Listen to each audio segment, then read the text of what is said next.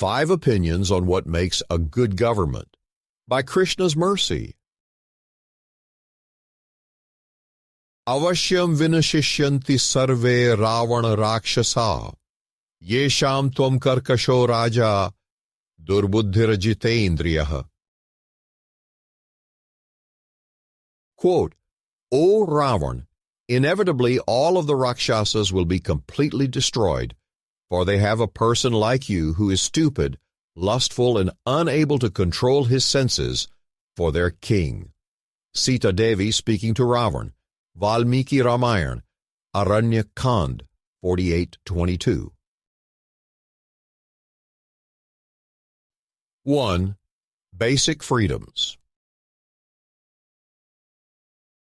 Where I live, it is not a headache to start a business. There is not so much red tape. You could call it a high-trust society. I believe the leader sets the standard. Since they allow the people to generally do as they wish, without stepping on the rights of others, there is a sense of morality.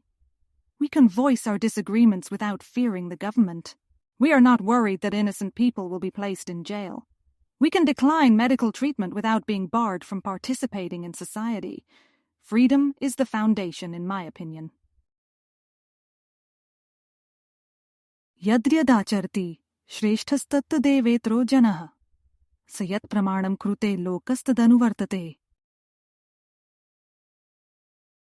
Quote, whatever action is performed by a great man, common men follow in his footsteps. And whatever standards he sets by exemplary acts, all the world pursues. Lord Krishna, Bhagavad-gita 3:21.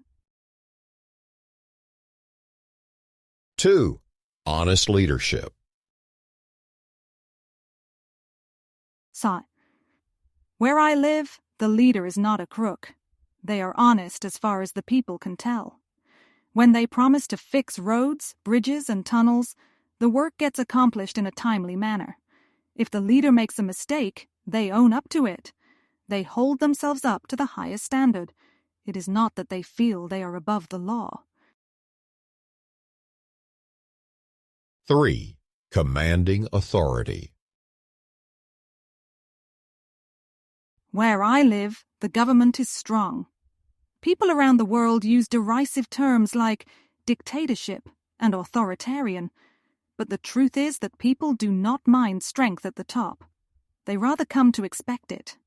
The criminals have to know that there will be punishment. There is constant threat of foreign attack. Look at the history of the world. It is full of wars and atrocities committed in the name of acquisition. The only way to prevent that is bestowing the highest authority to the strongest in society. Sure, not everything is pretty, but where there is fire, there is smoke. You have to break some eggs in order to make an omelet. You take the good with the bad. 4. Reflective of the will of the people. Where I live, the government works for the people. They represent us. That will is determined by a vote. The majority of the popular opinion prevails. Sometimes I do not approve of the direction we are going. Sometimes I strongly object, but at least the system is fair. I have an opportunity to voice my opinion, as does everyone else. Everyone has an equal opinion, in fact. 5. Everyone working according to their nature. This is the original system established for the maintenance of society. The truth is confirmed in Bhagavad-gita, which describes that system as varnashram. There are 4 varnas, or general orders. There are 4 ashrams, or stages of life that are like institutions for advancement. The members of society fall into these designations based on the qualities they assume at the time of birth, guna, and the work they carry out, karma. Chaturvarnyam maya srishtam Gunkarma vibhagashaha tasya kartaram apimam vidya akartaram avyayam. Quote, according to the 3 modes of material nature and the work ascribed to them, the 4 divisions of human society were created by me. And, although I am the creator of this system, you should know that I am yet the non-doer, being unchangeable. Lord Krishna, Bhagavad-gita 4:13. Government is at the highest macro level, but consider a less complex example to see the principles play out. Take any successful organization. It could be a military unit, a corporation in the private sector, or even a training academy. The organization has divisions. Not every person is doing the same work. In fact, that would be counterproductive.